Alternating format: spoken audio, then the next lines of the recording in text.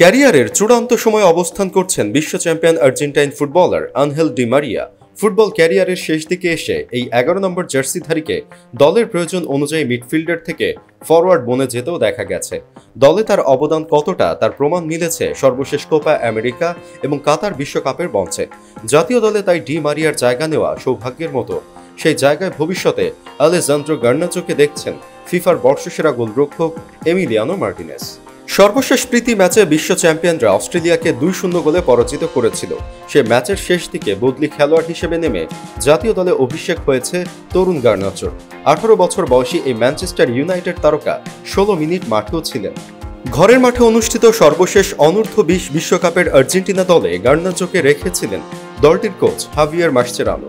তবে ম্যানুয়ের ছাড়পত্র না মেলায় ওই টুর্নামেন্টে তার অংশ নেওয়ার সুযোগ হয়ে ওঠেনি। তবে আরও আগে জাতীয় দলের ডাক পাওয়া গার্নাচোর অভিষেকের জন্য বেশ কিছুটা সময় অপেক্ষা করতে হয়েছে। বিশ্বকাপের পর ঘরের মাঠে দুটি প্রীতি ম্যাচের দলেও তাকে রেখেছিলেন লিওনেল স্কালোনি। বয়সে তরুণ হলেও ইতোমধ্যে প্রিমিয়ার লিগে নিজের সামর্থ্যের জানান দিয়েছেন স্পেনের মাদ্রিদে জন্ম নেওয়া গার্নাচো। তার প্রসঙ্গে আর্জেন্টাইন গোলরক্ষক এমি মার্টিনেজের মন্তব্য, গার্নাচো খুবই বিনয়ী ছেলে।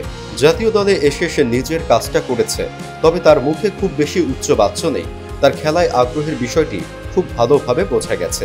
সে লিটল স্টার, আশা করি নিজেকে আরও পরিণত করে তুলবে। আমার মতে সে আমাদের জন্য অনেক কিছু দিতে পারবে, ডি মারিয়ার মতো। প্রতিভার জানান দিয়ে 2020 সালে অ্যাথলেটিকো মাদ্রিদ থেকে গার্নাচো ওল্ড ট্র্যাফোর্ডের ম্যান ইউতে যোগ দিয়েছিলেন। খুব দ্রুতই শুরুর একাদশেও জায়গা করে নেন তিনি। ইংলিশ জায়ান্ট দলটির কোচ এরিক টেন হ্যাগেরও পছন্দের খেলোয়াড় গার্নাচো। সেখানকার পারফরমেন্সের বদৌলতে মূলত তিনি স্কালোনির দলে জায়গা করে দিয়েছেন। জাতীয় দলের অভিষেকে তেমন সময় না পেলেও শিগগিরই আবারও সুযোগ মিলতে পারে তার। এছাড়াও একাদশে বেশ কিছু পরিবর্তনের ইঙ্গিত দিয়েছেন স্কালোনি।